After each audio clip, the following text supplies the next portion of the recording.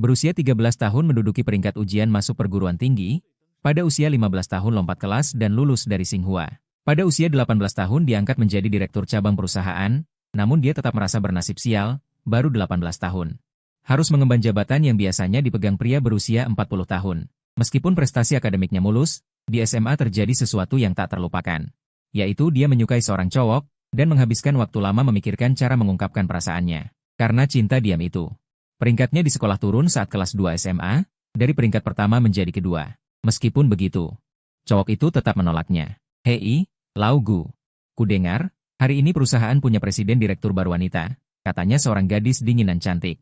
Kamu hati-hati jangan ketahuan main-main, biar tidak memberi kesan buruk padanya. Pekerjaanku adalah peninjau video. Jam 9 sampai 5, kerja santai, bisa makan camilan sambil meninjau video. Tak lama, sesosok tubuh tinggi ramping memasuki pintu. Saat bayangan itu muncul, seketika menarik perhatian banyak orang.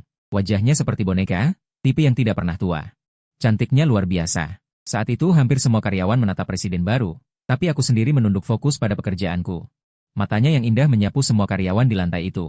Sedetik berikutnya, pandangannya perlahan tertarik pada seorang pria. Tapi saat melihat profil wajah pria itu, dia langsung terpaku di tempat. Matanya yang tadinya dingin kini menjadi lembut.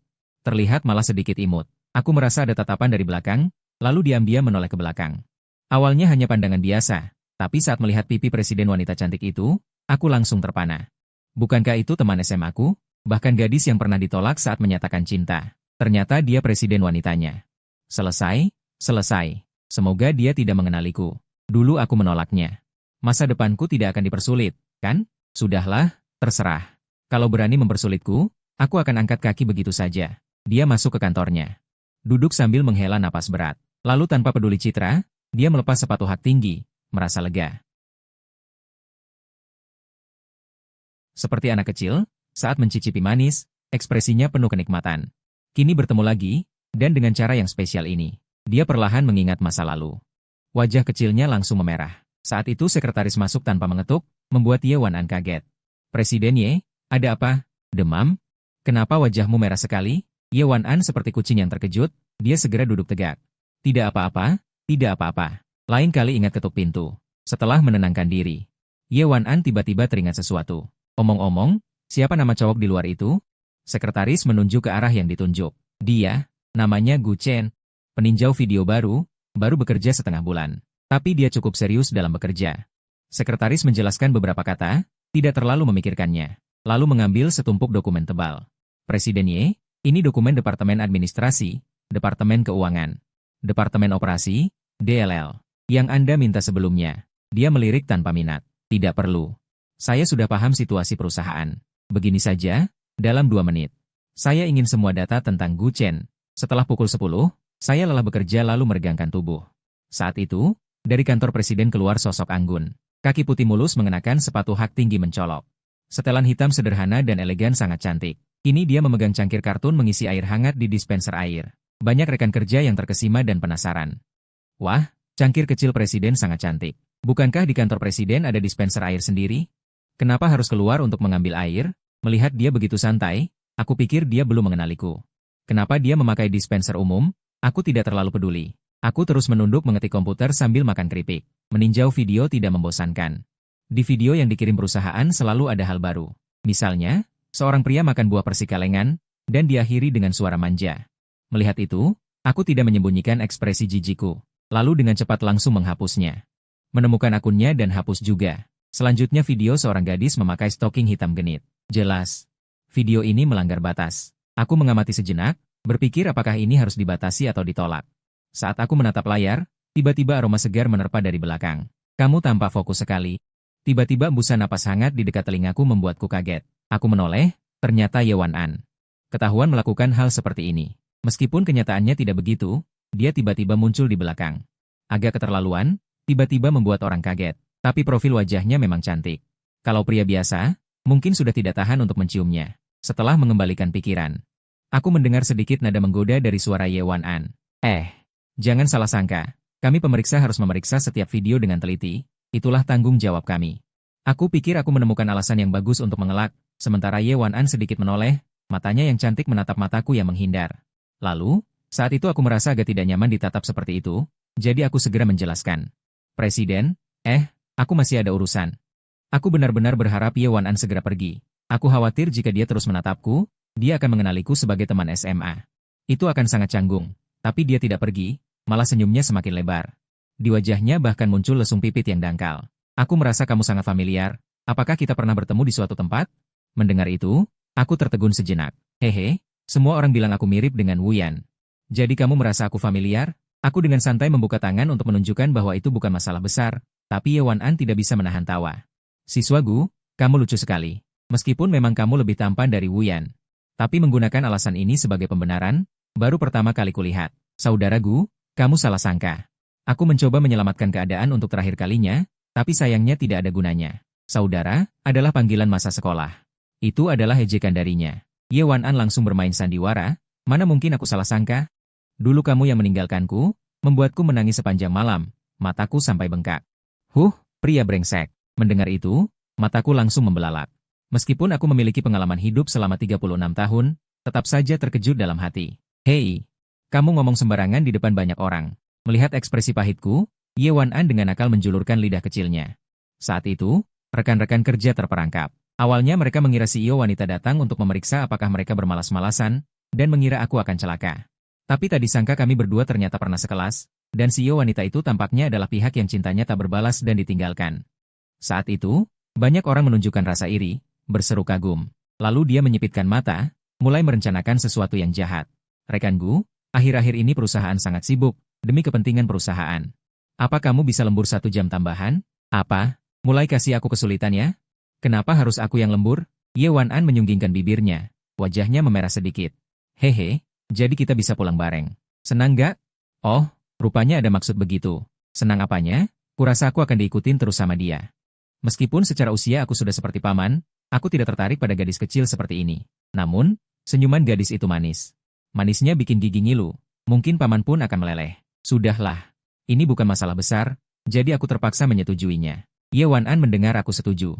Barulah dia dengan puas melompat-lompat kembali ke kantor. Setelah itu aku merasa pusing. Kenapa harus berurusan dengan gadis ini? Menjadi ikan asin saja sulit sekali. Saat itu rekan-rekan kerja mulai ribut. Apa aku salah lihat? Bukankah semua bilang presiden wanita baru itu cantik dingin baes? Menurutku jelas seperti adik tetangga. Gu tua, kamu hebat. Kamu bahkan pernah memacari presiden wanita. Nanti ajar aku dong. Aku meliriknya. Dalam hati berpikir asal tampan seperti diriku saja. Meskipun ditambah 1 jam, masih bisa diterima. Asalkan saat jam kerja aku pergi lebih awal, aku tidak akan dijeratnya. Lakukan saja seperti itu. Waktu sampai sore. Aku mendongak melihat gelasnya sudah kosong, lalu mengambil gelas dan berdiri hendak mengambil kopi. Namun saat hendak berdiri, tiba-tiba ada tekanan lembut di bahuku yang mendorongku kembali duduk. Chen, duduklah. Biarkan aku membantumu membuat kopi. Saat itu juga, gelas kopi di tanganku diambil orang. Chen, apa-apaan itu? Aku menoleh dan menemukan. Presiden wanita ternyata muncul lagi di belakangku tanpa sepengetahuanku. Wajahnya penuh senyuman, seperti adik tetangga yang ceria. Saat itu aku benar-benar tercengang. Apa-apaan ini? Ternyata dia selalu di belakangku? Aku ingat dia selalu di kantor. Lalu aku berpikir mungkin aku terlalu fokus memeriksa sehingga tidak menyadari dia menyelinap ke belakang. Biarkan aku sendiri saja. Aku tidak ingin merepotkannya, apalagi menjalin hubungan aneh. Baru saja aku mengambil gelas, tapi dia merebutnya lagi. Apa hubungannya? Aku bos, bukankah seharusnya peduli pada karyawan? Melihat wajah polosnya. Aku penuh garis hitam di wajah. Kalau begitu, pergilah peduli pada orang lain. Lalu Ye Wan-an menuangkan sendiri secangkir kopi hangat. Perlahan mendekat ke hadapanku. Terima kasih, Presiden. Silakan sibuk. Aku sungguh berharap Ye Wan-an hanya datang untuk membuat kopi. Namun dia dengan santai menarik kursi dan duduk di sampingku. Pasti pekerjaannya membosankan? Kalau begitu aku temani kamu. Mendengar itu aku terkejut. Bukankah ini dari mengawasiku diam-diam menjadi terang-terangan? Sekarang aku bisa memastikan. Ye Wan-an ternyata tidak membenciku karena penolakan di SMA. Malah setelah aku menjadi karyawannya, dia semakin mengejar. Terima kasih atas perhatiannya, Direktur. Bekerja sangat menyenangkan bagi saya. Saya tidak merasa jenuh. Lebih baik Anda pergi saja. Saya mencoba menjelaskan dengan paksa, tetapi Ye Wan-an tidak bisa dibujuk pergi. Dia seperti anak kucing kecil yang keras kepala, tidak mau mundur meski menabrak tembok, berdiri di tempat. Saat itu saya sedang mengklik mouse menonton video. Ye Wan-an duduk dengan tenang. Setelah beberapa saat, akhirnya dia tidak tahan dengan kesunyian. Bisa sambil bekerja sambil ngobrolkan. Chen, Direktur. Tolong jangan panggil saya seperti itu. Kalau begitu Gugu, atau Gu Chen. Sudahlah, panggil saja Chen. Lalu Ye Wan-an mengangguk. Dia menyangga dagu dengan siku di atas meja, melamun sendiri mengingat masa lalu. Chen, kau masih ingat masa SMA dulu? Aku ingat waktu itu aku sangat suka melihatmu bermain basket. Apalagi saat kau melakukan selamdung satu tangan, benar-benar keren. Mendengar pujian dari gadis cantik. Hatiku sedikit berdebar. Aku ingat itu pelajaran olahraga, cuacanya sangat-sangat panas. Kau bermain basket penuh keringat, banyak gadis yang berteriak untukmu. Kau melompat, melayang, lalu melakukan selamdung, dan akhirnya mendarat dengan satu lutut. Gerakan itu tanpa ada yang berlebihan, benar-benar keren. Saat itu aku juga ikut teringat pelajaran olahraga itu. Sebenarnya cukup memalukan. Lemparan itu, awalnya aku ingin melakukan selamdung dengan gaya keren. Tapi di tengah jalan terjadi kesalahan, akhirnya lututku mendarat tepat di lantai. Waktu itu lututku bahkan berdarah. Jadi aku malu untuk menceritakan hal itu. Lagi pula, Chen, kau sangat baik hati. Setiap pulang sekolah, aku selalu bisa melihatmu memberi makan anjing-anjing liar tepat waktu. Mendengar itu aku kembali merasa malu. Mengingat soal memberi makan anjing liar setiap pulang sekolah, aku jadi kesal. Waktu kelas 2 SMA. Ada seekor anjing liar yang sangat galak, setiap pulang sekolah sering mengikutiku. Kalau tidak diberi makan, ia mengejar. Suatu kali bahkan mengejar sampai ke depan rumah. Jadi setiap pulang sekolah aku memberinya makan. Jadi hal ini tidak ada yang perlu dibanggakan. Kenapa di matanya aku jadi orang yang penuh kasih? Setelah mengobrol sebentar, Ye Wan-an akhirnya berhenti membahas topik itu. Tapi dia teringat sesuatu, lalu diam-diam melihat sekeliling karyawan, dia merendahkan suaranya. Guchen, katakan padaku diam-diam, apakah di sini ada gadis yang kau sukai? Aku bisa membantumu menyatakan cinta. Meskipun dia terlihat peduli padaku, tapi nadanya penuh dengan ejekan. Aku menatapnya dengan berpikir, aku tidak percaya omong kosongnya. Jika benar aku bilang ada gadis yang kusuka di sini. Mungkin besok aku akan dipindahkan ke cabang. Tapi aku tetap tertawa kecil. Ada. Ye Wan-an mendengarnya, ekspresi kecilnya langsung berubah. Siapa dia? Aku akan mengundangnya minum teh di kantor. Melihat dia yang tegang dan cemas, aku tanpa sadar tersenyum. Ye Wan-an penasaran dengan senyumku yang tidak sopan. Pipinya menggembung kesal. Aku tidak akan memberitahumu. Cih. Aku menjulurkan lidah padanya. Ye Wan-an saat itu seperti kucing kecil yang mau meledak. Tidak memberitahuku, terserah. Cih. Dia langsung menjulurkan lidah balasan. HMPH, nanti pasti ku selidiki. Pasti ku periksa dia ke kantor minum teh. Beberapa saat kemudian, aku tiba-tiba merasa dia memindahkan kursi. Tubuhnya yang indah perlahan mendekat. Hei, kamu mau apa? Aku menghindar. Ye Wan-an ini akan melancarkan serangan yang lebih kuat. Aku tidak akan membiarkannya. Lalu dia tersenyum manis padaku. Wangi bunga sakura di tubuhmu sangat harum. Detik berikutnya, hidung kecilnya mengendap-endap di permukaan bajuku. Aku sangat suka aromamu, dan juga dirimu. Saat itu muncul 3 garis hitam di dahiku. Apa-apaan ini? Mau mendekatiku saja sudah, tapi alasan macam apa ini? Beberapa saat kemudian, Ye Wan-an menemaniku meninjau video pendek. Perlahan dia mengantuk. Perlahan dia condong ke satu sisi. Aku khawatir wajah putih porselennya akan membentur meja, jadi dengan santai aku mengulurkan telapak tangan. Menampung pipinya sebagai bantalan. Saat itu wajahnya menghadap ke arahku. Aku kemudian menarik lengannya yang kecil. Menggantikan telapak tanganku, lalu aku menjauh. Aku memperhatikan ekspresinya dengan saksama. Tadi dia terus bergerak. Jangan-jangan sekarang dia pura-pura tidur? Beberapa detik kemudian. Aku akhirnya menghilangkan pikiran itu. Ye Wan-an sama sekali tidak pura-pura tidur. Dia tidur seperti orang bodoh. Sudut mulutnya bahkan mengeluarkan air liur. Jika orang lain melihat, citra direktur wanita ini hancur. Mungkin jika diketahui, bahkan julukan gadis cantik elegan pun lenyap. Tapi penampilannya yang tenang dan polos ini ternyata cukup imut. Membuat orang tidak tega mengganggunya. Dia sedikit berguling, kali ini kepalanya condong ke arahku. Sekarang benar-benar menghalangi tanganku yang memegang mouse. Kantor begitu besar, kenapa tidak tidur di kamar? Apa tidur di dekatku lebih wangi? Lalu aku memindahkan komputer ke kiri, memberinya ruang yang besar. Perlahan, mulai terdengar dia bicara mimpi manis, Guchen.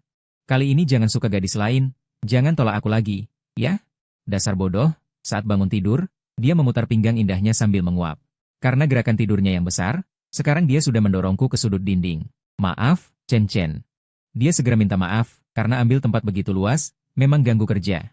Dia menunduk sedikit bersalah, aku lihat ekspresinya mengaku salah, tanpa sadar aku tersenyum tipis.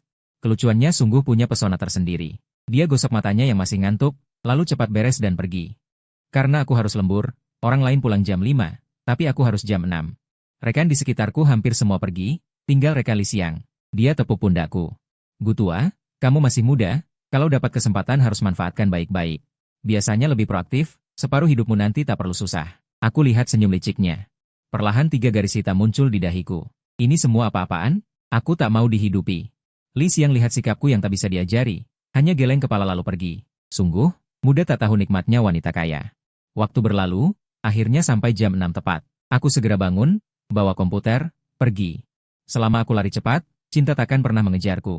Setelah cepat ke pintu, aku baru mau atur napas. Saat itu, tangan putih kecil seperti hantu diam-diam meraih pundakku. Aku terkejut, sentuhan familiar ini. Chen, kenapa pergi tergesa-gesa? Apa sengaja ingin hindari aku?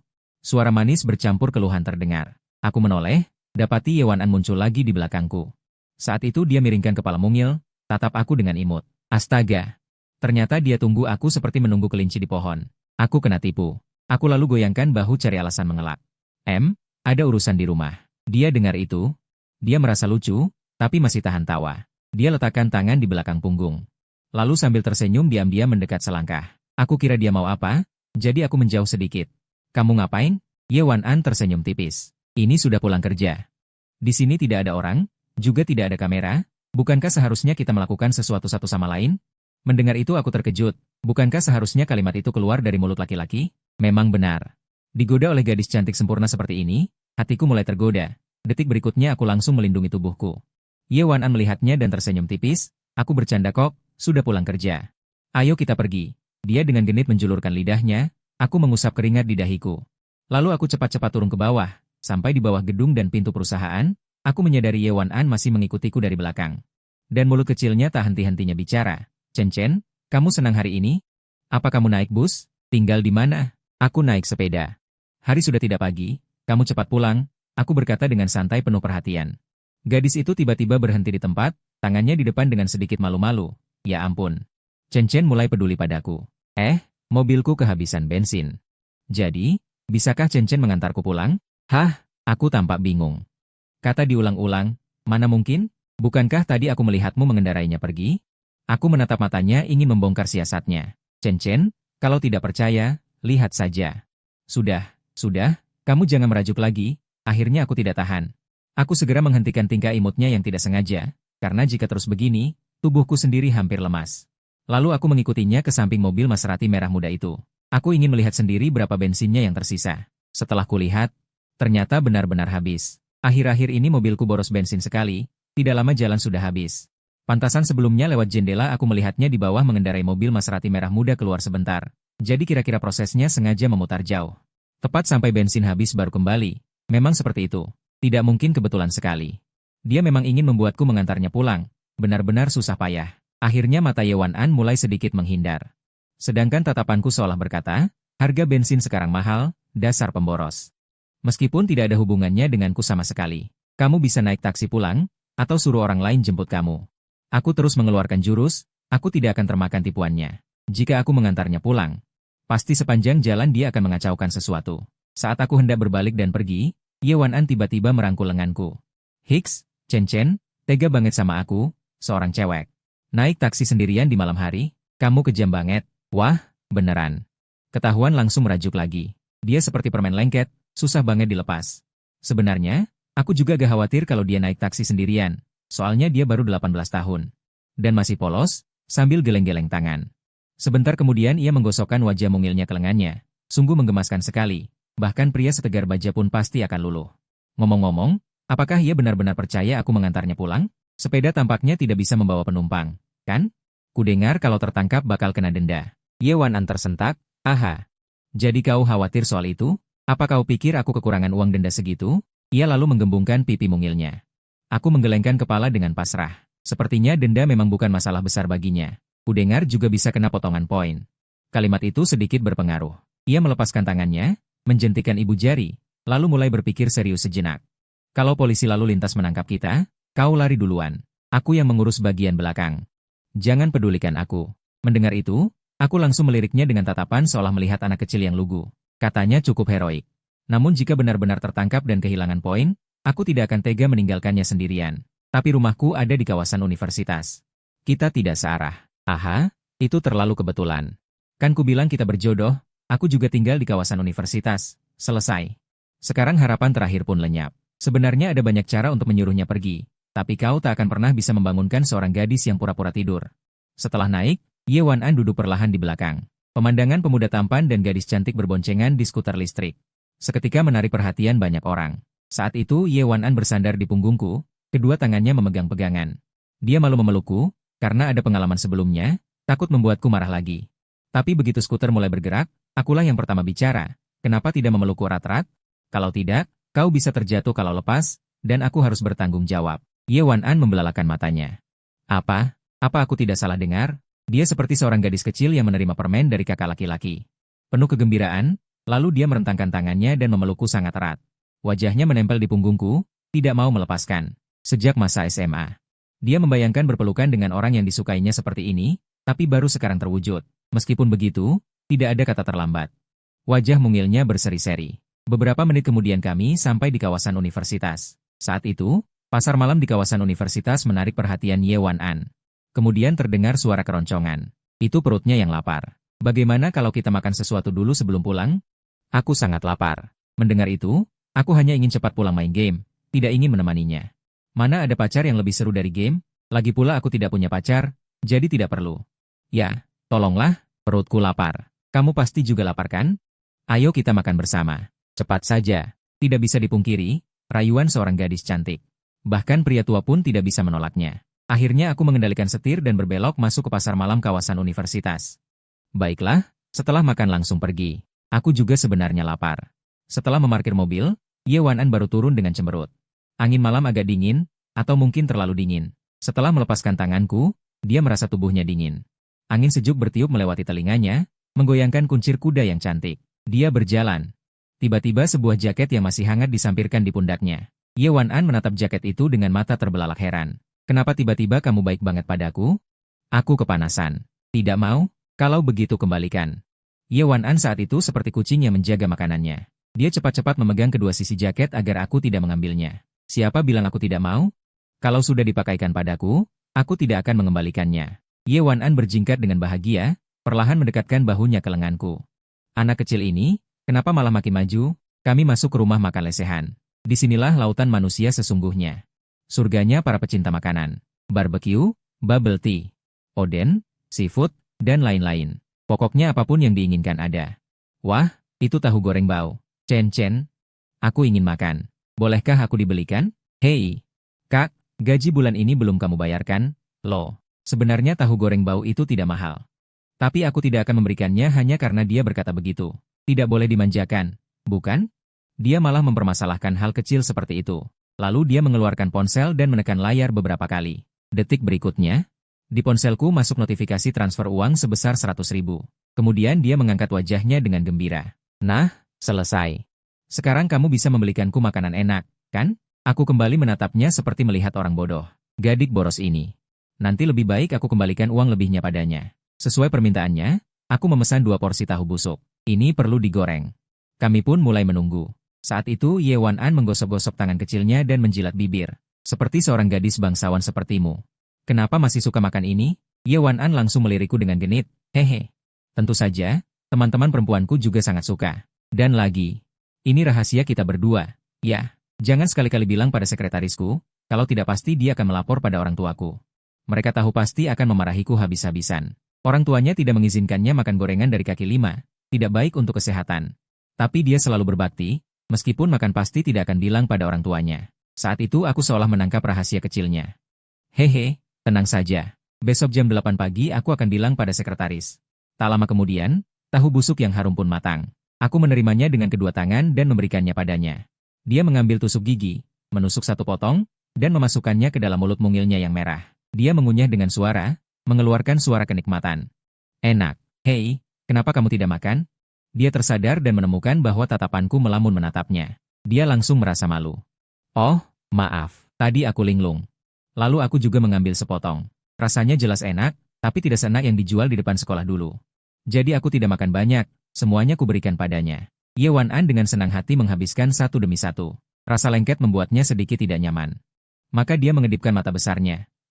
Bisa tolong lap noda minyak di kakiku? Aku menoleh ke belakang. Aku merasa permintaan dan nada suaranya agak menggoda. Aku menatap matanya. Tapi tidak mendeteksi maksud menggoda sama sekali. Bukankah kamu punya tangan? Lap sendiri. Melihat aku tidak mau membantu, wajah kecil Ye Wan-an langsung cemberut. Lihat, tanganku penuh dengan barang, kan? Oh, memang kedua tangannya penuh. Dengan terpaksa aku mengambil selembar tisu. Dengan hati yang suci, aku membantunya mengelap. Saat bersentuhan, Aku merasakan tubuh Ye Wan-an seperti tersentak. Seperti tersetrum. Aku menggunakan 2 lembar tisu untuk membersihkannya. Saat mendongak, aku melihat wajah kecilnya memerah, terkubur di dalam kerah bajunya. Kami berdua terus berjalan. Aku hanya ingin mencari tempat yang menjual tumisan untuk makan kenyang, tapi dia malah ingin jalan-jalan membeli camilan. Ah, jalan-jalan dengan cewek memang bikin pusing. Tapi tidak ada cara. Siapa bilang dia adalah presiden direktur wanita? Di jalan kami membeli kue rodanya, kaki babi panggang, udang tumbuk, yogurt goreng, banyak sekali makanan yang dibeli. Aku mulai membantu membawakan, biarkan Ye Wan-an mengosongkan tangannya untuk makan. Saat itu, dia mengangkat sepotong kue roda yang sudah digigit setengah, menyodorkannya ke mulutku. Aku menggeleng. Jika aku makan, pasti itu akan dianggap ciuman tidak langsung. Aku tidak akan tertipu. Ye Wan-an langsung merengut lagi. Kali ini kami sampai di kedai udang karang pedas. Ye Wan-an melihat dengan senang, semangkuk penuh udang karang akan dituang ke wajan untuk ditumis. Masih hidup-hidup. Wah, aku paling suka udang karang pedas. Di meja ada banyak mangkuk kecil, berisi udang karang hidup. Dia merasa lucu, lalu menjulurkan jari untuk menyentuhnya. Saat aku menyadarinya sudah terlambat. Seperti dugaannya, dia main-main kebablasan. Jarinya dijepit seekor udang karang.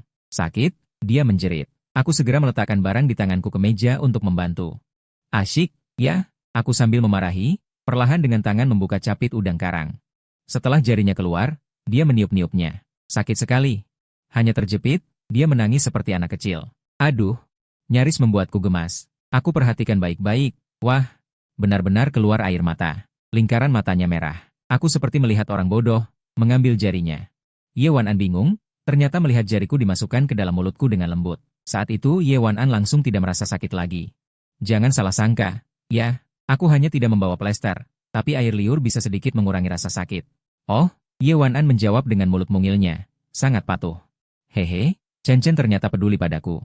Lalu dia cepat-cepat menoleh ke arah pemilik toko dan berkata, Bos, aku mau 4 porsi udang karang. Udang karang itu menggigitnya. Dia yang tidak terima, tentu ingin menggigit balik. Jadi dia langsung pesan 4 porsi. Ye Wan-an melihat jarinya yang pernah kugigit, tampak melamun.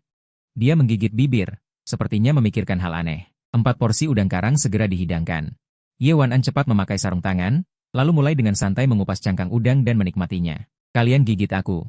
Aku juga harus gigit kalian. Dia mulai mencari alasan yang masuk akal untuk makan udang karang. Aku juga tidak tertarik pada udang karang. Lagi pula repot mengupas cangkang. Aku hanya melihatnya makan. Meskipun caranya makan agak berlebihan. Tapi gadis cantik tampak cantik saat makan apapun. Namun, katanya perempuan hanya akan makan tanpa menjaga citra kalau sudah tidak menganggap lawan bicaranya sebagai orang luar. Perlahan, setelah beberapa suapan, ia mulai mengupas kulit udang. Lalu ia menaruh daging udang yang sudah dikupas ke dalam mangkuk. Tak lama, semangkuk udang lezat menumpuk penuh. Kemudian ia mendorong mangkuk itu ke arahku dengan kedua tangannya. Untukmu. Terima kasih. Aku tidak mau. Aku bisa sendiri. Cepatlah makan. Setelah selesai makan, cepat pergi. Tidak boleh. Ini sudah aku kupas sendiri. Kamu harus habiskan. Kalau begitu, aku suapi kamu. Tiba-tiba ia teringat ide itu. Ia menjepit sepotong daging udang dan mendekatkannya ke bibirku. Daging udang itu terkena air liurku. Mau tidak mau, aku harus memakannya. Lalu dengan cepat ia kembali memberikan sepotong ke dekat mulutku. Aku tidak mau lagi. Tidak boleh. Harus dimakan. Kalau tidak, aku akan terus mengangkatnya. Di bawah tekanannya, semangkuk udang itu hampir tidak termakan beberapa suap. Aku sebenarnya tidak suka makan lobster, tapi ini yang dikupas oleh Ye Wan-an. Rasanya pun terasa sedikit lebih manis. Saat itu, banyak orang di luar lapak melirik dengan tatapan iri. Beberapa pria mengutuk diri sendiri, selain wajah. Apalagi yang kurang dariku, saat itu, 3 gadis cantik berkaus kaki hitam lewat di sampingku. Dan satu persatu mereka dengan sengaja atau tidak melirikku sambil menggoda. Ini membuatku tidak bisa menahan diri untuk melihat 2 kali. Namun, bukan karena mereka cantik, melainkan karena gadis-gadis ini masih terlihat seperti pelajar, tapi sudah memakai kaos kaki hitam. Aku baru saja ingin mengalihkan pandangan. Tapi pahaku ditendang ringan dari bawah meja. Kenapa kamu tendang aku? Wajah kecil Ye Wan-an tampak cemburu. Kamu suka lihat begitu? Besok aku pakai kaos kaki hitam juga waktu kerja. Fasilitas perusahaan ini lumayan tinggi. Aku melihat wajahnya yang manis tapi berusaha galak, dan aku menahan tawa. Lalu aku berkata dengan tegas, jangan pakai. Tapi setelah mengucapkan itu, aku merasa ada yang aneh. Kenapa aku harus mengaturnya? Ye Wan-an mendengar itu, wajahnya menunjukkan ekspresi tidak percaya, lalu berganti dengan nada menggoda. Kenapa? Pokoknya jangan pakai. Tidak ada alasan. Sikapku sangat keras. Kalau dia memakai seperti itu hanya untuk kulihat, masih bisa diterima. Tapi kalau dilihat teman kantor, apa kata orang? Ya, benar. Begitu. Ye Wanan baru merasa yakin dalam hati. Ia menggigit bibir dan menjawab dengan patuh, baiklah. Matanya penuh kegembiraan. Setelah semua makanan habis, sudah pukul 8:30. Ia memesan 2 gelas bubble tea lagi. Setelah ini, aku sadar bahwa perempuan memang bisa makan banyak. Dan pinggangnya begitu ramping. Tapi meski makan banyak, perutnya tidak terlihat berubah. Aku sendiri sudah tidak sanggup menghabiskan segelas bubble tea ini. Sedangkan dia, sepertinya masih bisa minum 2 gelas lagi. Matanya melihat ke seberang, ada sepasang kekasih yang sedang minum bubble tea dengan gaya menyilangkan tangan. Sangat manis. Ia merasa cara ini unik, jadi dia langsung mendekatiku dan meminta untuk mencobanya. Lihat pasangan di sana, manis sekali. Kita juga minum bubble tea dengan gaya menyilang. Ya, ia seperti anak kucing yang merengek sambil menarik-narik tanganku. Tapi kali ini, apapun yang dia katakan, aku tetap tidak setuju. Kau bilang sendiri, itu hanya dilakukan pasangan kekasih. Aku tidak mau repot. Aku tidak akan memanjakannya. Aku hanya keluar untuk makan. Kenapa jadi sampai tahap ini? Dengan begini, kau tidak akan pernah punya pacar. Setelah ditolak, ia menghentakkan kaki di tempat, tampak manis tapi galak. Akhirnya, semakin dipikir semakin marah, ia cepat-cepat meninju dadaku dengan ringan. Tapi takut aku menangkapnya. Ia berbalik dan lari sambil cengengesan. Aku merasakan pukulannya yang lembut. Ini semua karena terlalu dimanjakan. Marah saja berani meninju aku. Detik berikutnya, saat baru berbalik, ia tersandung batu. Jelas akan jatuh menyentuh tanah. Untung aku cepat tanggap, langsung memegang pinggangnya dan menariknya kembali. Lalu tubuh mungilnya, duk, terdengar jatuh ke dalam pelukanku. Ye Wanan tersadar. Baru sadar pinggangnya dipeluk. Ia mendongak menatapku, seketika. Wajah kecilnya memerah. Terima kasih. Lalu ia membenamkan wajahnya erat ke dalam pelukanku. Ye Wanan, apa yang kau lakukan? Peluk sebentar lagi. Tidak bisa. Berpelukan itu tidak pantas. Lepaskan. Aku tidak mau. Ia menjulurkan lidah kecilnya. Aku ingin mencubitnya, biar dia tidak bisa menjulur lagi. Tadi juga hampir celaka. Kalau tidak, Ye Wanan pasti terluka di suatu tempat. Saat selesai makan dan ingin pergi. Tiba-tiba hujan turun. Banyak lapak yang tutup lebih awal karena itu. Hujan semakin deras. Ye Wanan dengan cemas menggandeng tanganku, kami berlari ke arah shelter mobil. Belum sampai ke shelter. Saat itu hujan sudah sangat lebat. Ia menggandeng tanganku berlari ke tepian tembok. Tempat itu sangat kecil. Hanya bisa muat satu orang. Angin kencang, rambut Ye Wanan basah kuyup. Namun ia tetap mengatur tanpa peduli, cepat jongkok, aku tidak tahu mau apa. Hanya bisa menurut. Lalu ia berdiri sambil membuka bajunya, seperti payung yang melindungiku dari hujan. Hihi, dengan begini kamu gak kehujanan, tapi dia malah masih kena hujan. Melihat ini, aku merasa sedikit tersentuh. Aku sendiri ingin bangun dan menyuruhnya jongkok, tapi Ye Wanan sama sekali tidak membiarkanku berdiri. Jangan berdiri, nanti kamu masuk angin kalau kehujanan. Kalau besok kamu izin tidak masuk kerja. Aku jadi nggak bisa bertemu kamu. Ternyata Ye Wanan punya rencana seperti itu. Mau tidak mau. Aku menurut saja dan tetap jongkok. Dengan dia yang melindungiku, ternyata aku nggak terlalu banyak kehujanan. Tapi dia basah kuyup. Hujan datang cepat dan pergi cepat. Setelah hujan reda, aku dengan inisiatif menggandeng tangannya yang basah dan dingin menuju tempat parkir sepeda listrik. Sekarang aku antar kamu pulang. Sesampainya di rumah, langsung mandi. Jangan ditunda. Dengar? Saat itu Ye Wanan merasa seluruh tubuhnya dingin menggigil. Karena itu dia tidak mendengarkan perkataanku, malah menarik-narik ujung bajuku. Tubuhnya sedikit gemetar. Dia bergumam dengan suara pelan, "Chen, aku kedinginan. Bisakah kamu memelukku dulu?" Aku menatapnya, lalu dengan pasrah mengelus rambutnya. Aku membuka kedua tangan dan memeluknya perlahan. Ye Wanan merasakan kehangatan suhu tubuh, dan saat itu juga rasa dinginnya berkurang. Dalam pelukanku, dia perlahan menengadah menatapku, aku juga menunduk menatap wajahnya. Saat napas kami berbaur, suasananya mulai terasa aneh. Bibir mungilnya yang berbentuk seperti ceri. Sangat cerah meski tanpa lipstik. Melihatnya terlalu lama, tanpa sadar membuat ingin mencicipinya. Akhirnya, dia berbicara lagi dengan suara lemah memohon, "Bolehkah aku diberi satu hadiah?" Suara yang lembut dan manis itu bagaikan obat bius yang efektif, membuat kepalaku sedikit pusing. Tanpa sadar aku mengangguk. Aku menundukkan wajahku perlahan, Ye Wanan juga dengan patuh menjinjitkan kakinya. Tepat saat hal indah itu akan terjadi. Sesuatu yang tak terduga terjadi. Karena kami berdua tidak sadar, pusat gravitasi saat berpelukan miring ke kanan. Lalu, aku jatuh dengan sial ke tanah. Aduh, maaf, aku terlalu ceroboh. Kamu gak cedera, kan? Astaga, Chen, kamu berdarah. Aku telepon 120 sekarang. Ye Wanan panik sambil memikirkan pertolongan pertama. Satu tangan menopangku. Tangan lainnya mengambil ponsel untuk menelepon. Jatuhnya lumayan keras, tapi aku tidak menyalahkannya. Semua karena kecerobohanku sendiri. Perlahan, aku merasakan aliran hangat dari kakiku. Aku menunduk dan melihat lututku tergores, ada luka sayatan sepanjang 2 cm. Sepeda listriknya juga tidak sengaja terjatuh.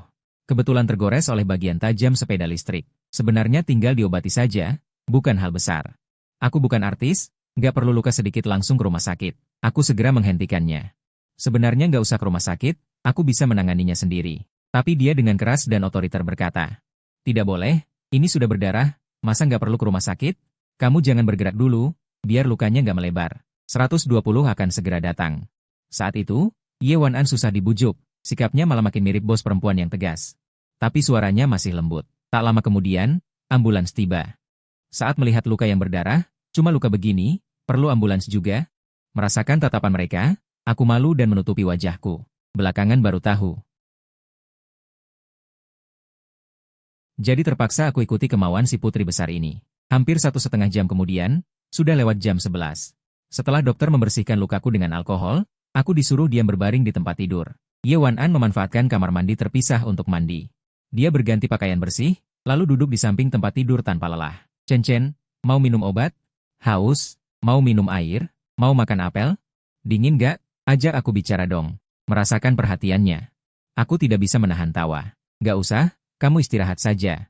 Saat itu, dia duduk dengan tenang. Karena lukanya sudah dibalut. Aku ingin keluar dari rumah sakit. Ye Wan-an segera mencegahku dengan suara galak imut, "Tidak boleh. Bagaimana kalau di luar kamu terbentur atau terluka lagi? Bagaimana kalau gerakannya terlalu besar dan lukanya terbuka lagi? Bagaimana kalau setelah terbuka infeksi bakteri menyebabkan lumpuh paha, lalu lumpuh seluruh tubuh? Bukankah itu rugi besar? Jadi, lebih baik diam di rumah sakit saja." Dia menekan bahuku lagi, tidak mau melepaskanku. Setelah mendengar ucapan panjangnya, awalnya aku biasa saja, tapi sekarang malah agak takut. Sepertinya dia sedang mengutukku. "Ya?" Aku kembali berbaring di tempat tidur. Saat itu, aku tiba-tiba teringat momen hampir berciuman sebelumnya. Suasana saat itu sangat hening. Ye Wan-an menatap pipiku. Juga mengingat momen itu. Sebelumnya, hampir saja berciuman, sayang sekali. "Aku sudah bilang ke bagian manajemen, besok kamu tidak usah masuk kerja. Istirahat saja di sini. Hari sudah mulai gelap, bagaimana kalau kita tidur saja?" Aku meliriknya. Ternyata semua keputusanku sudah diatur rapi olehnya. Lalu kusadari, dalam suasana seperti ini, aku sama sekali tidak mengantuk. Maka dari itu, Ye Wan-an pun punya ide baru. "Baiklah, aku akan bacakan cerita pengantar tidur untukmu. Aku tidak perlu dibujuk tidur, aku hanya memang tidak ingin tidur."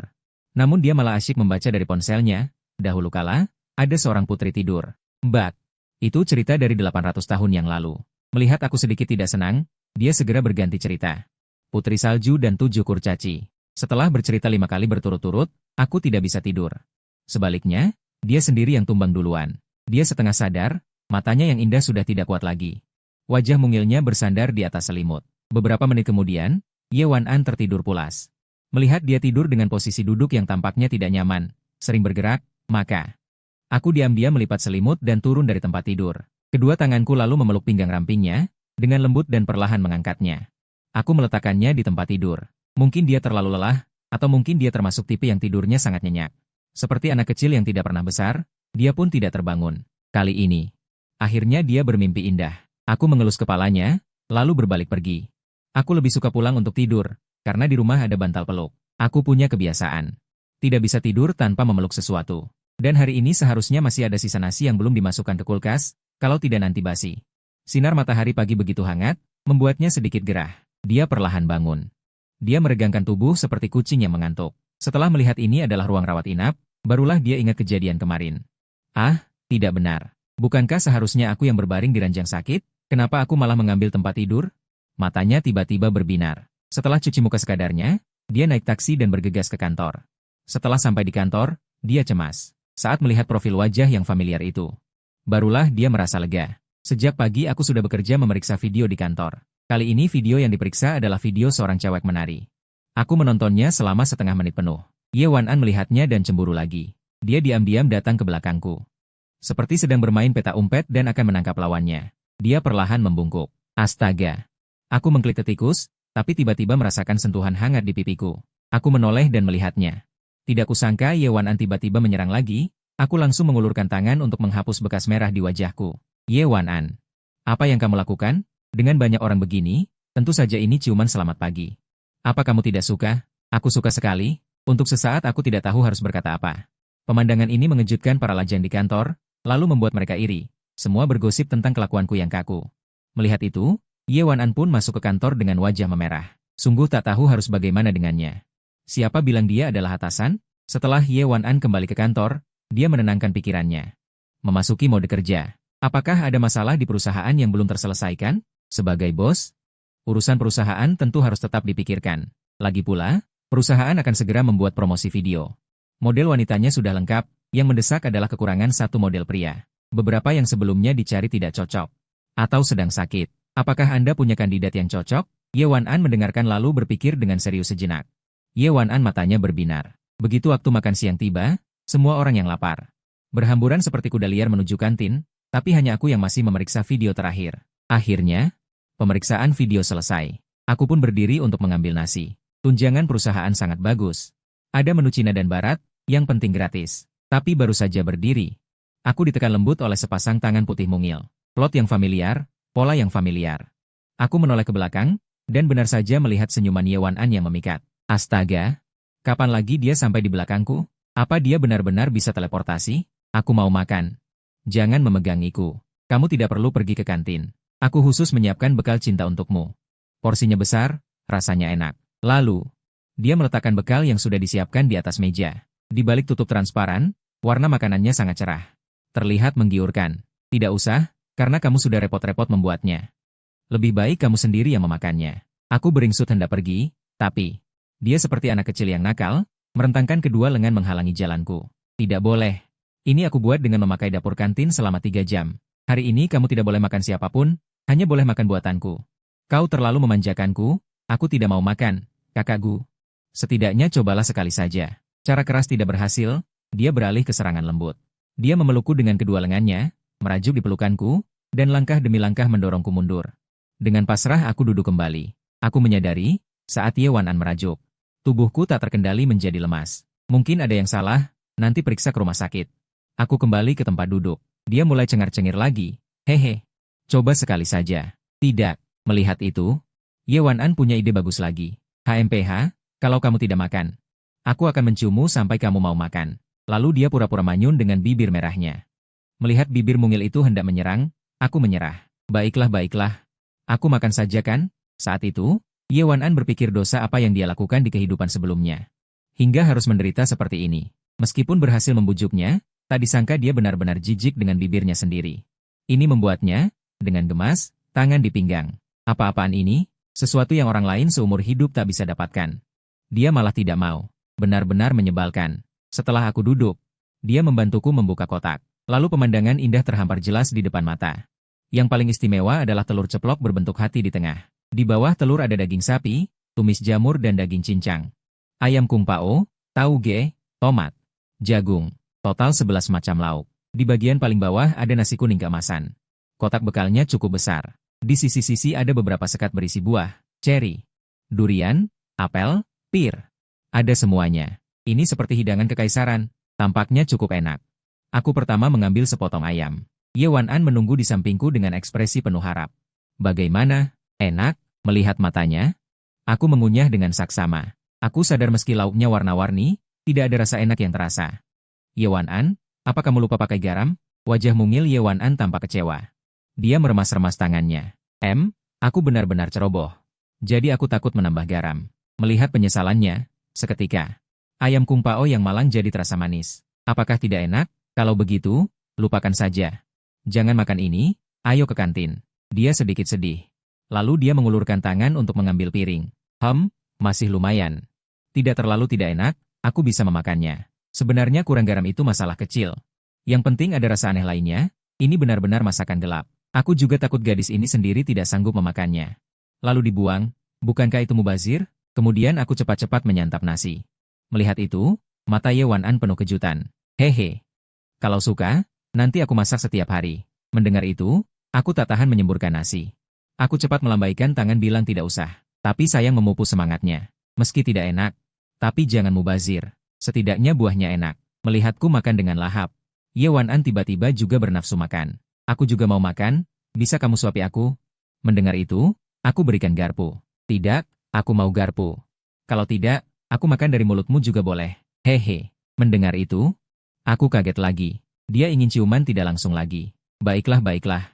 Dengan pasrah, aku berikan garpu padanya. Tapi dia tidak segera menerimanya. Melainkan membuka mulut mungilnya. Aku mau disuapi. Aku memutar mata melihatnya. Aha, apa repotnya? Tapi kemarin aku sudah kupas udang. Dan menyuapi dagingnya langsung ke kamu. Apa ini mulai mengungkit masa lalu? Rupanya persiapan untuk hari ini. Sepertinya aku tidak punya alasan menolak. Bukan masalah besar. Jadi dengan setengah hati aku menusuk sepotong daging sapi dengan garpu dan menyodorkannya. Wajah yang tadinya bahagia, saat mencicipi rasa asli makanan, tiba-tiba berubah menjadi ekspresi pahit. Wah, tidak enak sekali. Melihat wajahnya yang cemberut. Aku tak tahan tertawa. Kenapa bisa tidak enak begini? Dia mulai meragukan hidupnya. Bagaimana bisa jadi istri yang baik? Aku tersenyum kecil, menunjukkan cuek. Yang penting sudah kenyang. Mendengar itu, dia merasa sedikit lebih lega. Segera aku hanya tersisa satu potong telur. Ye Wan An melihat bahwa itu akan segera habis. Lalu dia mendekatkan tubuhnya lagi dan sedikit memiringkan kepalanya sambil menatapku. Perusahaan saat ini sangat membutuhkan seorang model pria. Tapi aku sudah mencari selama beberapa hari dan tidak menemukan yang cocok. Sampai hari ini aku baru menyadari. Sebenarnya yang dicari jauh di mata, dekat di hati. Apa? Model pria? Hanya perlu berpose beberapa kali di studio. Syuting iklan beberapa detik saja. Oh, kenapa bilang padaku? Melihat akhirnya aku sampai ke inti pembicaraan. Ye Wan An langsung menepuk meja, karena aku ingin mengundangmu menjadi model pria perusahaan ini. Menurutku, dengan postur dan parasmu, kamu sangat cocok.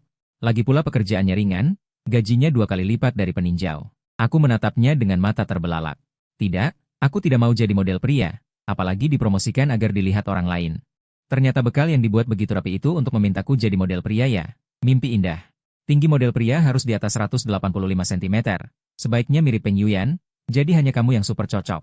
Tidak ada yang lebih cocok darimu, tolonglah, bantu aku. Memuji juga tidak berguna, aku tidak hidup dari ketampanan. Selanjutnya, dia dengan pantang menyerah mengeluarkan jurus baru. Satu iklan dibayar 10.000, kamu benar-benar tidak mau? Melihat aku menggeleng, dia kembali mengangkat satu jari, satu iklan 20.000. Sepakat begitu saja, Ye Wan An berniat memaksakan transaksi, tapi aku menekan dahinya.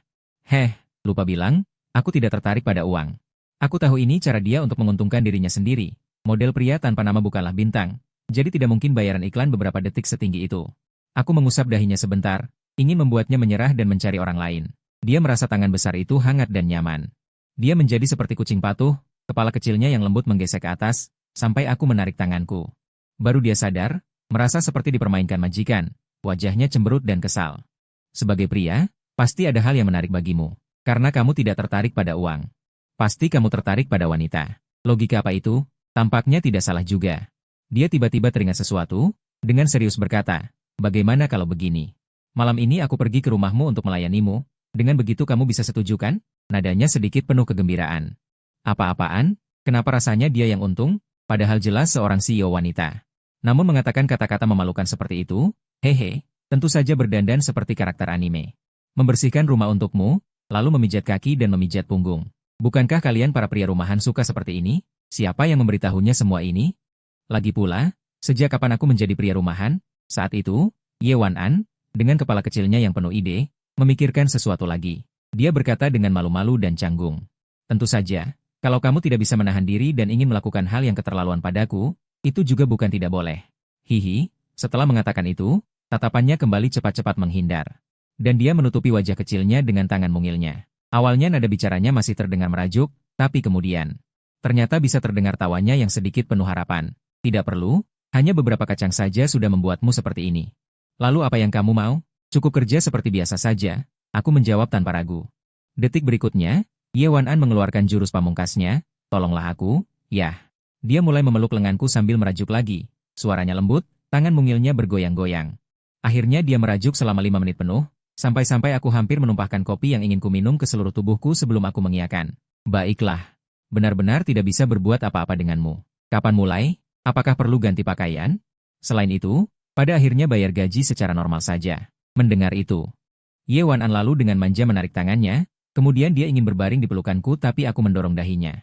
Baiklah, akhirnya beres sama Guchen, waktu berlalu hingga jam 3 sore. Setibanya di studio foto, Ye Wan An menjelaskan bahwa aku adalah pria model, lalu aku ditarik untuk merias diri dan berganti pakaian. Setelah berganti pakaian, saat penampilanku muncul di hadapan semua orang, seketika itu aku memukau semua yang hadir. Wow, rekan kerja bernama Guchen ini sangat tampan, auranya seperti bangsawan vampir. Kebanyakan baca novel, ya? Dia jelas-jelas Long Aotian. Pengen banget nambahin dia di WeChat. SST, pelan-pelan. Kata rekan kerja, dia laki-laki yang disukai Presiden Ye, dan sama sekali tidak hidup dari perempuan. Sering melawan Presiden Ye. Saat itu, mata Ye Wan-an juga menunjukkan ekspresi tergila-gila. Matanya penuh hati, bahkan lidahnya menjilat sudut bibir, seolah aku adalah makanan lezatnya. Kemudian, mengikuti arahan fotografer, aku berdiri bersama seorang model wanita cantik. Kamu harus mengangkat Lin Yao dan melakukan ciuman palsu. Uang ini mudah didapat, kan? Ternyata harus mencium orang lain. Ciuman palsu terlalu sulit, aku secara naluriah ingin menghindar. Tapi Lin Yao malah mendekat dengan sengaja. Aku tanpa sadar menatap Ye Wan-an, dan saat itu mulut kecil Ye Wan-an membentuk huruf O. Dia tidak menyangka naskahnya seperti ini, langsung menyesal. Wajah imutnya tampak berantakan. Karena tidak tahu isi naskah, dia mengira hanya akan berdiri bersama, paling-paling pegangan tangan. Ternyata dia bodoh membayar untuk memberikan prianya kepada orang lain. Bagaimana kalau ciuman pertamanya hilang? Semakin dipikir, semakin takut. Dia memandang fotografer dengan penuh dendam. Fotografer merasa merinding, dia berpikir. Bukankah ini efek terbaik yang diinginkan CEO? Belum ada yang berteriak mulai, tapi Lin Yao sudah ingin memelukku. Ayo mulai, dia sangat bersemangat. Belum pernah melihat pria lebih tampan dari Peng Yuyan. Dia sudah tidak sabar. Melihat ini, Ye Wan-an buru-buru mencari di lemari. Di mana pisauku? Aku belum sempat bereaksi sudah dipeluk olehnya. Melihat wanita di depanku menutup mata, bibirnya hampir menekan. Ini tidak seperti ciuman palsu. Dalam 1 detik, tiba-tiba suara tajam terdengar. Lin Yao terkejut, langsung berhenti. Fotografer? Ganti orang. Fotografer bingung, ganti siapa? Dan ini saat kritis, di mana aku cari orang? Ganti Lin Yao. Menurutku dia kurang cocok, jadi aku sendiri saja. Bukankah pepatah bilang, jika aku tidak masuk neraka? Siapa yang masuk neraka? Lin Yao sekarang bingung, tapi dia tidak berani bertatapan dengan Ye Wan-an. Saat itu tatapan Ye Wan-an sangat galak. Dia hanya bisa menunduk dan berjalan mendekat. Kakak, jangan bercanda, banyak orang lihat. Apa aku tidak tahu maksudnya? Aku mohon, jangan setuju. Ye Wan-an langsung bertolak pinggang, seperti istri muda cemburu. Dengan manis namun galak, apa kamu benar-benar mau menciumnya? Bukankah sudah kubilang? Itu ciuman palsu. Tidak mau, tidak mau. Melihat aku bicara masuk akal. Dia jadi tidak punya alasan, lalu mulai merajuk. Tiba-tiba dia melompat ke tubuhku. Seketika dia melingkarkan tangannya erat di leherku. Kami siap, ayo mulai syuting. Ye Wan-an menghadapku, menunjukkan ekspresi sangat penuh harap. Aku menatapnya dengan sedikit pasrah. Sudahlah, syuting dengan siapapun sama saja. Lagi pula, kenapa saat memeluknya? Aku merasa lebih tenang. Selanjutnya, semua orang terkejut. Mereka mengira CEO ini mungkin punya gangguan kepribadian ganda. Di depan mereka seperti monster, di depanku seperti anak kucing baru lahir. Tak lama, lampu menyorot kami berdua. Aku menatap mata gadis itu. Kulihat di dalam bintang matanya hanya ada bayanganku. Aku mencoba mengulurkan tangan memeluknya, karena jika tidak segera memeluk, tubuh mungilnya akan tergelincir, dan leherku akan sakit. Ingat, ini ciuman palsu ya. Kalau kamu berani macam-macam, aku akan. Ye Wan-an langsung tidak senang. Bisa memanfaatkan kesempatan ini untuk macam-macam. Kenapa tidak? Dia membelalakan mata indahnya. Menggembungkan pipi kecil. Kenapa? Mau apa? Melihat tingkahnya yang seperti anak kecil, aku tidak bisa marah. Ya? Pukul pantatmu. Ye Wan-an mendengus, tapi dia masih sedikit takut. Syuting pun dimulai dengan kacau. Pakaian CEO wanita tidak diganti. Fotografer merasa video seperti ini hasilnya lebih baik. Benar-benar pasangan sempurna. Dia membimbing dengan sabar, tolong lebih dekat lagi. Ya, bagus. Mendengar arahan, Ye Wan-an menyunggingkan senyum, matanya menyipit, bibirnya manyun. Sementara aku hanya tercengang. Aku rasa fotografer menjebakku. Melihat bibir mungil segar itu mendekat perlahan. Hanya berjarak sejengkal. Aku terpaksa mendongak ke belakang untuk menghindar. Dia benar-benar mau mencium. Ye Wan-an melihat lama tidak mencium apa-apa, dia membuka mata dengan kesal. Suasana sangat hening. Bisa terdengar detak jantung Ye Wan-an yang seperti kijang berlari. Hampir sampai. Semua orang menyaksikan momen itu. Bahkan fotografer yang kaku pun tidak lagi memperhatikan progres syuting. Hehe, ciuman pertama Chen-Chen sebentar lagi. Pikirnya dalam hati. Namun, satu jari menghalangi di antara dua bibir. Ye Wan-an, kamu bermimpi. Ini masih syuting, kamu tidak mau bekerja sama denganku? Dia langsung tidak menjaga sikap, langsung mendekapkan tubuhnya. Aku terpaksa memiringkan wajah. Akhirnya terpaksa membiarkannya mencium pipi samping yang bersih. Cukup, kan? Syuting sudah selesai. Turun kau. Ye Wan-an marah besar. Setelah mempersiapkan setengah hari, hanya bisa mencium pipi samping. Dia malah langsung menabrakkan wajahnya. Namun aku menutupi wajahnya dengan telapak tanganku yang besar, dan bibir merah akhirnya menempel di telapak tangan. Huhu, kau curang. Kamu yang curang duluan. Kau ini si kecil nakal. Setelah syuting selesai, Aku mengambil gaji yang memang layak aku terima. Jadi saya kembali bermalas-malasan. Hari ini tidak ada lembur. Saya dengan senang hati mengambil barang-barang saya dan pergi. Pada saat itu, Ye Wan-an di kantor juga selesai mengerjakan urusannya lebih awal. Dia segera berlari keluar, tetapi ketika dia sampai di kursi, tidak melihat bayangan saya. Dia melihat ke kiri dan ke kanan tetapi tidak melihat saya. Tiba-tiba dia merasa sedikit kecewa. Pergi begitu cepat. Tidak bisakah menunggu sebentar? Pria menyebalkan. Dia cemberut dengan marah, menghentakkan kaki kecilnya ke lantai. Rekan kerja Li Xiang melihat adegan ini. Dia segera menambahkan, Presdir, dia pergi ke perpustakaan. Dia bilang ingin meningkatkan budaya diri. Ye Wan-an seolah langsung menemukan target, lalu melompat-lompat seperti kelinci kecil keluar dari pintu kecil. Rekan-rekan yang belum pergi merasa sangat frustrasi. Mengapa Gu Chen begitu bodoh? Seorang presdir yang sangat cantik. Bagaimana dia bisa menghindarinya? Benar, jika dia memberikannya padaku. Anakku sudah bisa memanggil ayah. Mimpi indah saja. Seharusnya diberikan padaku. Ye Wan-an segera tiba di ruang perpustakaan. Ia mengintip dari balik pintu kaca, seolah sedang bermain petak umpet. Setelah melihat targetnya, ia dengan gembira masuk melalui pintu, untuk berjaga-jaga. Ia mengambil sebuah buku dari rak paling belakang untuk menutupi wajahnya, pura-pura membaca. Tak lama kemudian, dari sudut mataku, aku melihat Ye Wan-an. Sudut bibirku terangkat, masih tidak menengadah, dan mendekat. Akhirnya ia tidak tahan untuk berbicara. Ah, kebetulan sekali. Siapa sangka bisa bertemu denganmu di sini. Tawanya yang merdu seperti lonceng angin membuatku menengadah menatapnya. Tatapanku seperti melihat seorang bodoh kecil. Hei, kenapa kau menatapku seperti itu? Aku juga ke sini untuk membaca buku. Apa kau pikir aku mengikutimu? Aku tidak sebodoh itu. Mendengar itu, tatapanku berubah, seperti melihat seorang bodoh besar. Ye Wan-an mulai tidak tahan. Ia menggenggam buku itu lebih erat. Sungguh, tidak percaya? Lihat saja, aku punya buku sebagai buktinya. Mbak, bukumu terbalik. Apa kau membaca kitab suci? Dia tampak seperti kesal. Dia segera melihat buku itu, ternyata benar-benar terbalik. Tadinya dia tidak sadar sama sekali. Selesai, ketahuan. Padahal aku ingin terlihat natural. Dia pun tidak berpura-pura lagi, terus terang. Setelah meletakkan buku di tangannya, dia duduk dengan manis di sampingku. Sejak kecil aku suka berbagai anime dan manga, tapi setelah lulus jarang menyentuhnya lagi. Jadi ini penyesalan dari kehidupan sebelumnya. Ini saatnya menebus penyesalan itu. Membaca semua komik yang belum selesai, seperti One Piece, Conan. Ye Wan-an mendekat sedikit, dia menyandarkan wajah mungilnya di pundakku. Kenapa sudah terbiasa seperti ini? Aku menggoyangkan pundak pelan, namun dia terlihat sangat nyaman. Kenapa presiden belum pergi? Hehe, aku baru berani pergi kalau kamu pergi. Kalau tidak, kamu bisa menghalangiku.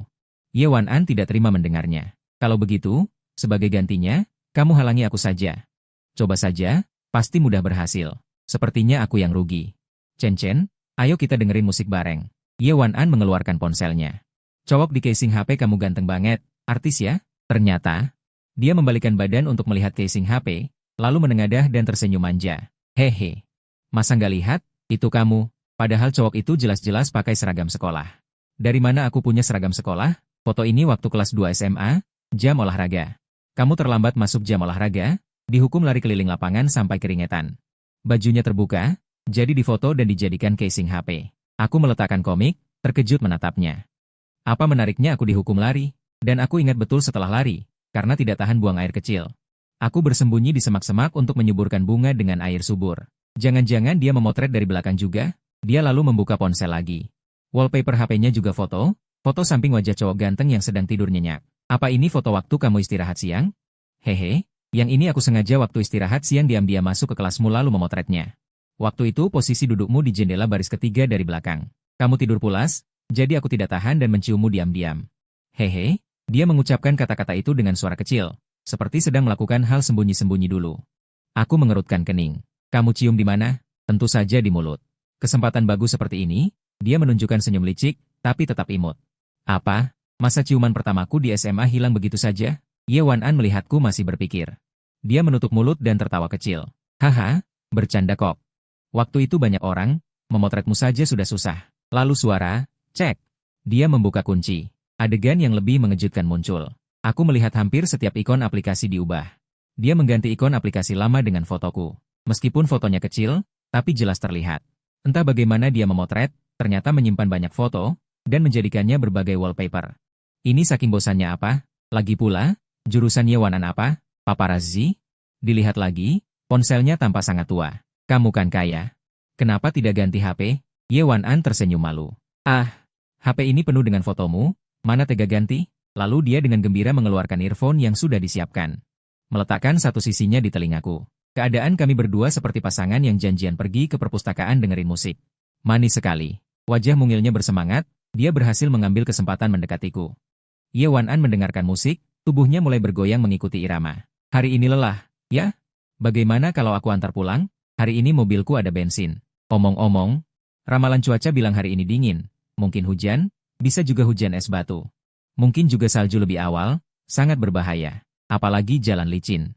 Bagaimana kalau mobil oleng dan jatuh? Bagaimana kalau ada truk dari depan? Makanya di mobilku lebih aman sedikit. Dia memegang lengan bajuku, berjinjit dan penuh harap. Tentu aku tahu muslihatnya. Aku tidak akan setuju. Dan kenapa dia seperti mengutukku? Di siang bolong begini.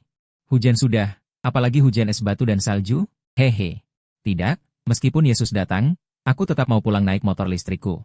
Bahkan Yesus pun tidak bisa menghalangi. Lalu aku melambai mendoakan keselamatannya, dan berbalik pergi. Ye Wan-an memeluk boneka beruang besar, tapi dia tidak kecewa, malah menyunggingkan sudut bibirnya. Aku sampai di motor listrikku. Aku suka naik motor malam-malam sambil merasakan angin. Tapi baru saja menaikkan standar. Memasukkan kunci dan menyalakan mesin, ternyata rodanya tidak bisa berputar. Ada apa? Baterainya habis? Mustahil, aku sudah mengisi penuh. Dan jaraknya cuma 2 kilometer. Aku agak bingung, membungkuk memeriksa baterai, tidak menemukan masalah. Melihat ke belakang, aku menemukan masalah serius. Satu komponen paling penting hilang. Astaga, siapa yang mencuri rantai sepedaku? Begitu tidak bermoral. Sial, jatuh di saat genting. Siapa yang melakukan ini? Meskipun aku sudah tenang selama 36 tahun, aku tidak bisa menahan diri untuk mengumpat. Saat aku bingung siapa yang begitu iseng. Tiba-tiba terdengar suara mobil dari belakang. Aku menoleh, ternyata sebuah Maserati Quattroporte warna pink. Di kursi pengemudi duduk Ye Wan-an. Aduh, Chen. Rantaimu dicuri siapa? Siapa yang begitu iseng? Sungguh tidak bermoral. Sungguh menyebalkan. Sejak melihatnya, aku terus menyipitkan mata. Karena aku merasa dia tersenyum. Lihat, sepeda sudah seperti ini, bagaimana bisa dikendarai? Bagaimana kalau aku antar kamu pulang dulu? Sepeda ini nanti akan kusuruh sekretarisku menariknya untuk diperbaiki. Matanya yang indah berkedip. Ekspresinya tanpa peduli. Sementara aku masih menyipitkan mata menatapnya. Suasana di dalam dan luar mobil sangat hening. Ye Wan-an menahan beberapa detik, akhirnya tidak tahan lagi. Dia terkekeh. Saat itu aku sedikit membuka mata. Kamu tertawa apa? Akhirnya ketahuan, kan? Enggak, Gian-u. Aku Gearn-u, aku memang suka tertawa sejak lahir. Awalnya aku ingin mengatakan, semoga yang mencuri rantaiku tidak punya lubang pantat saat punya anak. Tapi sekarang pikir-pikir, sudahlah. Aku teringat sebelumnya melihat tangan Ye Wan-an agak kotor. Seperti terkena noda minyak dan tidak dicuci bersih. Dan sebelumnya saat duduk bersama, aku mencium bau bensin sisa samar di tangannya. Setelah menonton ribuan episode Conan, aku langsung mengerti. Kebenaran hanya satu. Aku kembali menyipitkan mata menatapnya. Ye Wan-an, kembalikan rantaiku. Setelah mendengar itu, wajah mungilnya penuh keterkejutan, hampir menutup mulut kecilnya. Apa dia benar-benar menebaknya? Begitu cepat dia melihat petunjuk kecil. Matanya yang indah terbuka lebar, tatapannya menghindar. Aku tidak sungguh. Kamu tidak bisa memfitnahku. Kamu harus punya bukti. Dia bilang begitu, mengira aku tidak punya cara. Berikan tanganmu. Ye Wan-an untuk sesaat sedikit takut, dia dengan patuh melepaskan setir. Memberikan tangan putih mungilnya padaku, kenapa ada yang salah hingga aku harus dihukum. Dia mengira itu hukuman, merasa sangat tidak beruntung aku tidak sesinting itu. Kemudian aku mengambilnya dan mencium di dekat hidungku lalu menggenggam tangannya dan mendekatkannya ke hidungnya dengan ekspresi seolah terserah kamu. Cium sendiri dari mana bau oli ini selain itu. Kamu harus lebih perhatian, noda minyak di telapak tanganmu belum bersih. Ye Wan-an tercengang. Dia segera menarik tangannya, aku sudah menggosoknya keras-keras dengan deterjen, gumamnya sendiri. Dilihat lagi ternyata benar-benar belum bersih, tadinya kupikir sempurna, tak disangka langsung ketahuan begitu saja. Pantas saja pria idamanku. Sekitar jam 3 dia diam-diam datang ke samping mobil. Berpikir akan melumpuhkan mobil dengan cara paling sederhana, dia mengamati dan menemukan kuncinya adalah rantai. Lalu berjongkok dan meraihnya untuk membongkar. Tanpa pengalaman, dia butuh 1 jam hanya untuk membongkar rantai. Akhirnya berhasil melepas tanpa merusaknya. Jika ketahuan, bisa dipasang kembali. Tak disangka benar-benar ketahuan. Sudah cukup tertawa, kembalikan rantainya. Aku mengulurkan tangan dengan ekspresi tak bisa dibantah apa. Aku tidak tahu Ye Wan-an masih ingin menyangkal dia menggosok-gosok tangannya. Tahu salah tapi tidak berani mengaku. Melihatnya menunduk kecil, untuk sesaat aku tidak bisa marah. Tidak mau memberi, baiklah aku berjalan kembali. Saat Ye Wan-an mendongak, aku sudah berjalan di depan. Dia segera menyalakan mobil dan mengejarku. Chen marah, maaf aku salah. Jangan marah, itu tidak baik untuk tubuhmu, rantainya tidak rusak. Aku hanya menyimpannya sementara di lemari disimpan dengan baik, lain kali aku tidak berani. Benar-benar tidak berani, balas aku. Sebentar saja dia sambil menyetir sambil merayu meminta maaf. Aku melihat sikapnya cukup tulus dan sebenarnya tidak marah, hanya tidak bicara. Karena mobilmu sementara tidak bisa dikendarai, naik mobilku saja. Aku antar kamu pulang sebagai permintaan maaf dariku, boleh? Tidak mau. Jalan kaki itu sehat, aku tegakkan dada, aku tidak mau naik mobilnya. Dan Ye Wan An terus mendekat sedikit demi sedikit, seperti seorang pembantu yang memohon pada tuan muda untuk pulang dan mengelola perusahaan. Kakiku mulai terasa pegal saat berjalan. Melihat Ye Wan An di sampingku masih mengikutiku, tanpa lelah bergumam lembut, seolah dia tidak akan pergi sebelum mengantarku pulang dengan selamat. Hal itu akhirnya membuatku menyerah. Baru setelah suara Ye Wan An hampir serak, aku naik ke mobil. Dia menghela napas lega dengan lembut. Chen Chen lebih sulit dibujuk daripada seorang gadis. Setelah sampai di kompleks perumahan, dia memilih tempat parkir. Dia dengan serius memarkir mobil dengan rapi dan menurunkanku. Bukankah seharusnya dia mengantarku pulang lalu pergi? Kenapa dia parkir di tempat parkir? Ye Wan An, aku sudah sampai di rumah. Kamu juga pulanglah. Hati-hati di jalan, sampai jumpa. Aku menatapnya dengan agak gelisah. Lalu segera pergi dengan langkah cepat. Namun, dia melompat ringan dari mobil dan dengan cepat langkah kecilnya menyusul langkahku. Ye Wan An, apa yang kamu lakukan? Tiba-tiba lenganku ditangkap dari belakang olehnya. Aku merasa dia akan melakukan sesuatu yang aneh lagi, karena wajah boneka itu tersenyum ceria. Aku sudah mengantarmu pulang. Sampai di rumah, apa kau tidak mau mengajakku minum teh? Begitu terburu-buru mengusirku, wajah ceria nan polos itu membuatku dipenuhi garis hitam di kepala. Aku mengulurkan satu jari, sedikit menekupnya lalu menempelkan di dahinya, kemudian dengan lembut menjentikan kulitnya yang begitu halus. Kamu yang merusak rantai sepedaku, membuatku tidak bisa naik sepeda listrik kecilku.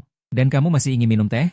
Tentu aku tahu dia ingin datang ke rumahku untuk bermain, atau melakukan hal yang lebih aneh lagi, demi mengembangkan hubungan lebih lanjut.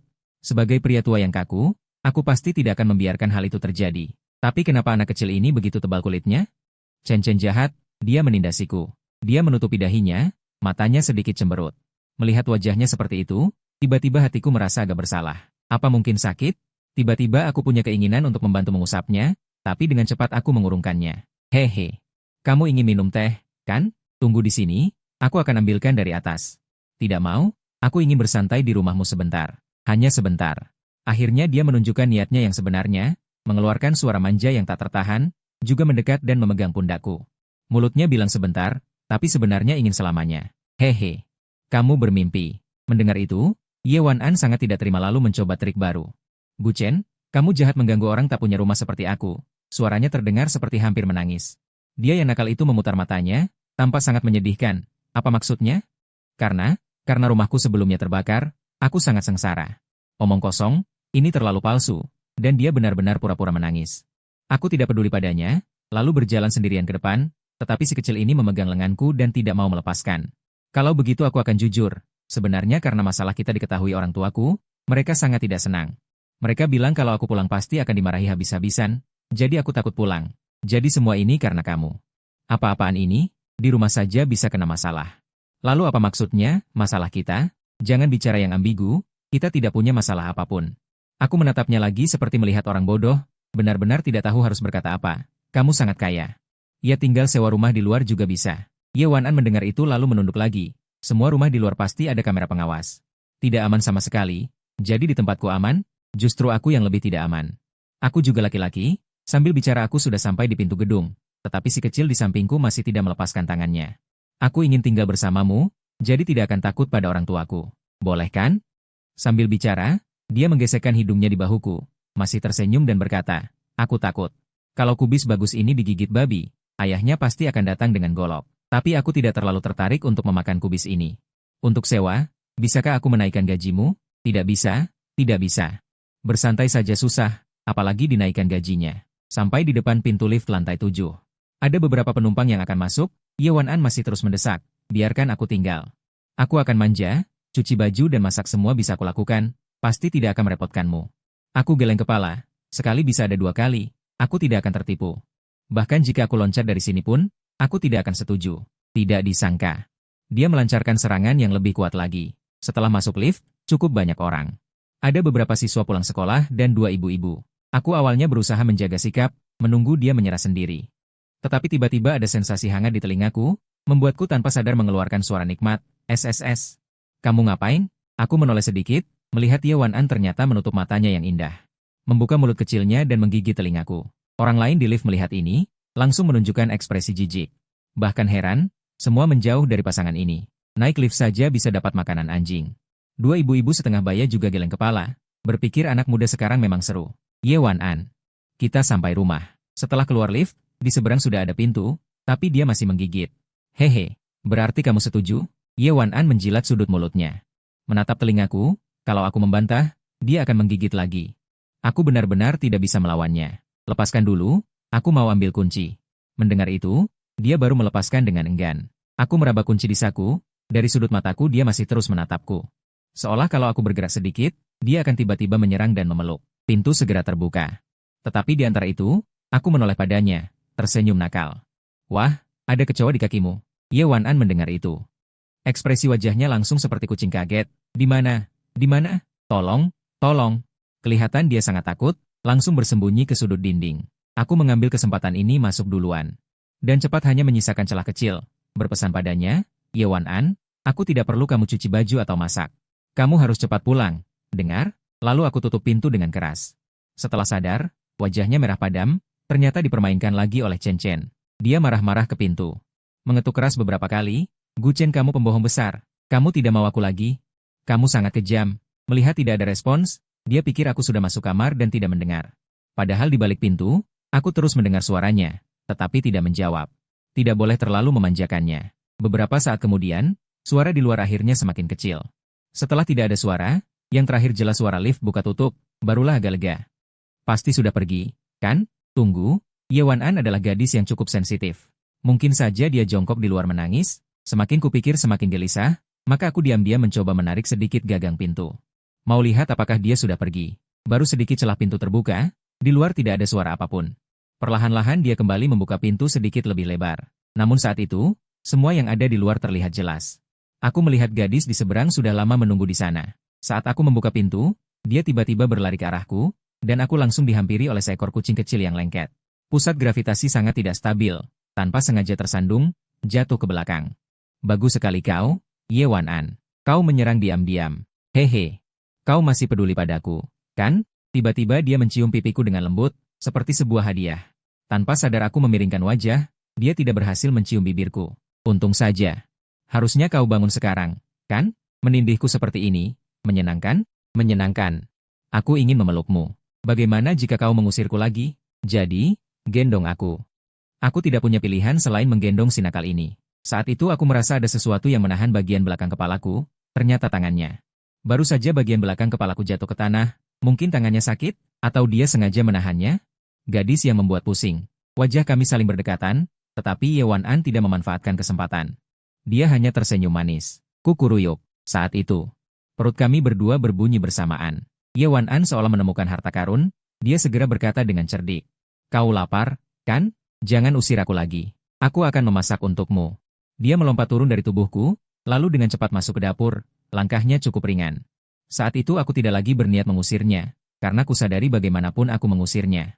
Aku akan khawatir apakah dia benar-benar pergi atau tidak.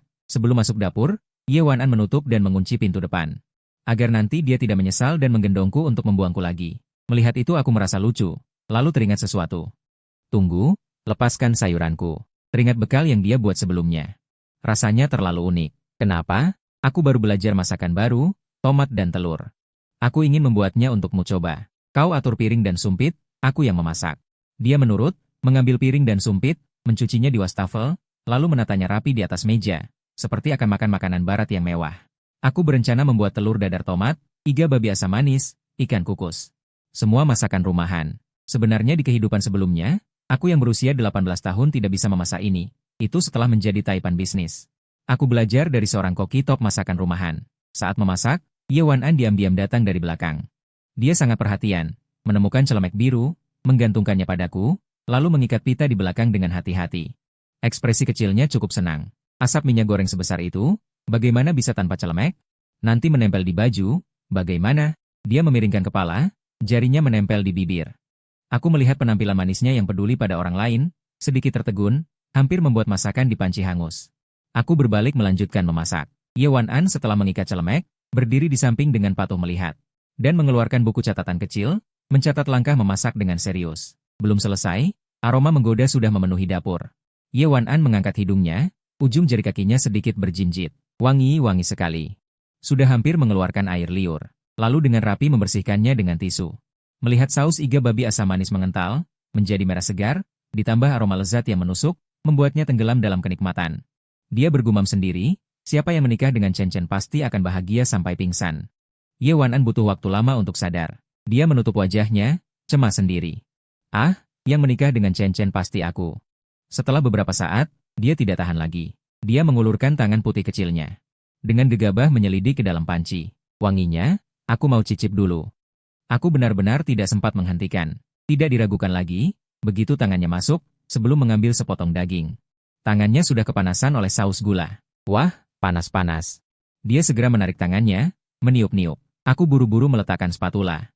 Memegang tangannya, membawanya ke keran. Bodoh, kepanasan, kan? Sakit, kan? Di rumah kamu selalu seperti ini? Pelajaran fisika tidak bagus? Kamu tidak tahu suhunya setinggi apa? Dimarahi, dia hampir menangis. Ini semua salahmu, masakanmu terlalu wangi. Setelah membilasnya, aku melihat jari-jari merah. Selain luka bakar, tidak ada masalah serius. Aku membawanya ke lemari es, menyuruhnya memasukkan tangan ke dalam sebentar. Tunggu sampai aku selesai memasak. Aku mengelus kepalanya, menyuruhnya menunggu dengan patuh. Dia dengan sedih memasukkan tangan ke dalam lemari es, lalu melihatku memasak sambil hanya bisa mendinginkan tangannya. Lebih dari 1 jam kemudian, masakan harum sudah di atas meja. Ye Wanan sedari tadi mendinginkan tangannya di lemari es. Kurasakan sudah cukup baik, lalu dengan cepat aku duduk tegak di meja. Tadinya aku ingin memanggilnya. Sekarang sepertinya tidak jadi. Setelah membereskan dapur, aku duduk di seberang meja dan melihat masakannya sama sekali belum tersentuh. Aku memandangnya dengan heran. Ye Wanan, kenapa kamu tidak makan duluan? Dia tersenyum genit, tentu saja menunggu tuan kepala keluarga kami datang, baru hamba bisa mulai makan. Mendengar awal kalimatnya aku sedikit tersentuh. Mendengar setengah kalimat terakhir benar-benar membuatku bingung sekaligus lucu. Hehe. Sebenarnya ibu bilang padaku, begitu makanan sudah di meja, harus menunggu semua orang hadir baru boleh menyentuh sumpit.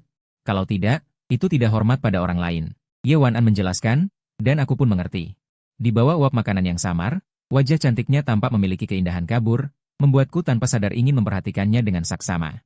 Dia duduk di seberang, namun memberi ilusi makan malam bersama seorang putri cantik dan anggun. Yang penting, putri ini juga sangat genit. Melihatku datang, dia mulai menggerakkan sumpit dan meraih, ingin mengambil sepotong iga asam manis. Karena tadi jarinya terbakar, tidak bisa memegang dengan stabil. Dia mencoba 2 kali tetap tidak bisa. Malah tangannya semakin sakit. Maka aku menjulurkan sumpit, mengambil satu persatu untuknya. Hampir setengahnya diambil, membuat mangkuknya penuh. Ye Wanan langsung merasa kebahagiaan meluap. Dia tidak pernah sebahagia ini. Dia dengan lembut mengambil sepotong iga, mendekatkannya ke bibir. Lalu memasukkannya ke mulut, setelah mencicipi sebentar, rasanya sangat manis. Sangat cocok dengan seleranya, dan setiap kali makan 1 potong, wajahnya memerah. Saat itu isi mangkuknya terlalu manis, jika kebanyakan akan enek. Dia lalu mengambil sepotong tomat ingin mencicipi yang asam. Namun saat menarik tangannya kembali, tanpa sengaja kuah menetes ke tubuhnya. Bajunya berleher terbuka. Dia juga tidak ingin menumpahkannya, tapi tidak bisa terbungkus sama sekali. Kuahnya tidak terlalu panas. Tapi lengket di permukaan kulit sangat tidak nyaman. Aku melihat gerakannya, dan juga memperhatikan semburat merah di dadanya. Seketika, aku yang laki-laki dewasa ini malah malu untuk mendongak melihat. Aku pura-pura tenang menunduk makan. Ye Wanan menyadari keanehanku, lalu mengedipkan mata indahnya, menemukan ide bagus.